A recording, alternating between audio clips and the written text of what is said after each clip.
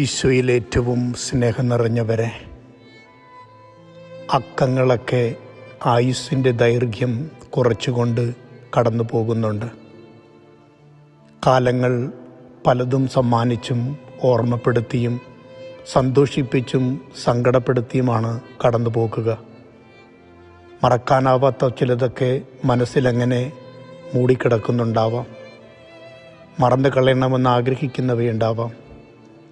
നല്ല ഓർമ്മകൾ അതിൻ്റെ എല്ലാ തന്മയത്വത്തോടും നന്മയോടും അതിന് പോറലേൽക്കാതെ സംരക്ഷിക്കണമെന്ന് നമുക്കൊരു ചിന്തയും ഉണ്ടായേക്കാം. അങ്ങനെ നമ്മളെ പലതും പഠിപ്പിച്ചും പരിക്കേൽപ്പിച്ചും ഓർമ്മപ്പെടുത്തിയും സങ്കടപ്പെടുത്തിയും ഒരു വർഷം കൂടി കടന്നു പോകുന്നു. എന്നും ഒരു പ്രതീക്ഷയാണ് ജീവിതത്തെ മുന്നോട്ട് കൊണ്ടുപോകുന്നത്. ഇനിയും നല്ല കാലം വരും. ഇനിയും ജീവിതത്തിൽ പ്രതീക്ഷിക്കാൻ വകയുണ്ട്, പ്രാർത്ഥിക്കാൻ കാരണങ്ങളുണ്ട്, കാത്തിരിക്കുവാൻ വകകളുണ്ടെന്ന് ഓർമ്മപ്പെടുത്തലല്ലേ ഓരോ വർഷങ്ങളും. 2025 എല്ലാ സ്മരണകളും അതിൻ്റെ എല്ലാ അർത്ഥത്തിലും തലത്തിലും നമ്മളങ്ങനെ ഓർക്കുവാനും മറക്കുവാനും പരിശ്രമിക്കുന്നുണ്ട്. ഇനി 2026 പ്രചോദനം നൽകുന്നൊരു വർഷമായി മാറപ്പെടുന്നത്. കൊഴിഞ്ഞു പോകുന്ന ഇലകൾ പോലെയാണ് പലതും. ഒരു കാലത്ത് വൃക്ഷത്തിൻ്റെ മോടിയായിരുന്നു. ഒരില കൊഴിഞ്ഞു പോയി എന്നതുകൊണ്ട് ഒരു വൃക്ഷവും തളർന്നു വീഴാറില്ല. വേരിനാഴവും പച്ചപ്പുമുള്ളിടത്തോളം ഇലകളേക്കാൾ പ്രാധാന്യം വളരുവാനുള്ള പ്രചോദനം തന്നെയല്ലേ. ജീവിതവും അങ്ങനെ തന്നെയാണ്. വർഷങ്ങൾ കടന്നുപോയി എന്നുള്ളതല്ല, കടന്നു പോകുന്ന വർഷങ്ങളിൽ നാം വർഷിച്ച അനുഗ്രഹങ്ങൾക്കൊക്കെ ഒത്തിരി കാരണങ്ങളുണ്ട്. എല്ലാം എപ്പോഴും നാം പ്രതീക്ഷിക്കുന്നത് പോലെ ആകണം എന്ന വാശിക്കപ്പുറം എന്തു വന്നാലും അത് തന്നെയാണ് പ്രതീക്ഷ, പ്രാർത്ഥനയെന്ന് ഓർക്കുന്നതാണ് നല്ലത്. സങ്കടവും സന്തോഷവും, വളർച്ചയും തളർച്ചയും, ഉയർച്ചയും ഇറക്കവുമൊക്കെ ജീവിതത്തിൻ്റെ ഭാഗമല്ലേ. എന്തിനോടും നമുക്ക് പുലർത്താവുന്ന ഒരു മഹോന്നതമായ മനസ്സ് നന്ദി തന്നെയാണ്, കടപ്പാടുകൾ തന്നെയാണ്. കണ്ടുമുട്ടിയവരോടും ചേർന്ന് നിന്നവരോടും നമ്മളെ നല്ലത് പഠിപ്പിച്ചവരോടും മാറ്റി നിർത്തിയവരോടും ഒഴിവാക്കിയവരോടും കണ്ണു നനയിച്ചവരോടും നമ്മളെ ജീവിതത്തെ വല്ലാതെ രീതിയിൽ സങ്കടപ്പെടുത്തിയവരോടുമൊക്കെ ഇന്നും ഒരു കടപ്പാടുണ്ടാവട്ടെ. ജീവിതത്തെക്കുറിച്ച് ആഴത്തിൽ ബോധ്യപ്പെടാൻ അത് നമ്മെ സഹായിക്കുന്നുണ്ട്.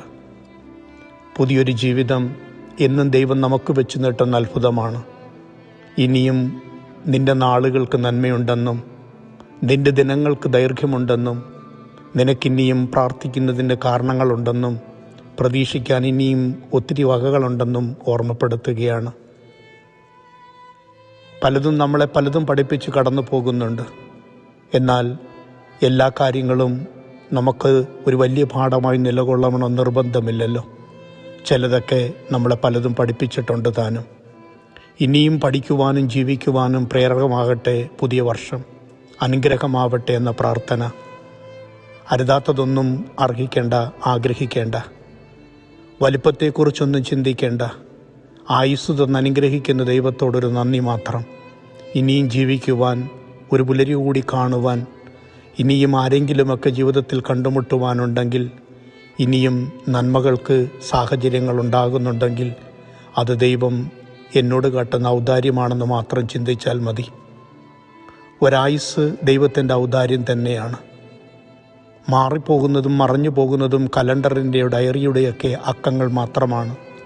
പക്ഷേ ഇന്നും നാം കൊണ്ടു നടക്കുന്നത് നമ്മുടെ പഴയ ഓർമ്മകളൊക്കെ തന്നെയല്ലേ.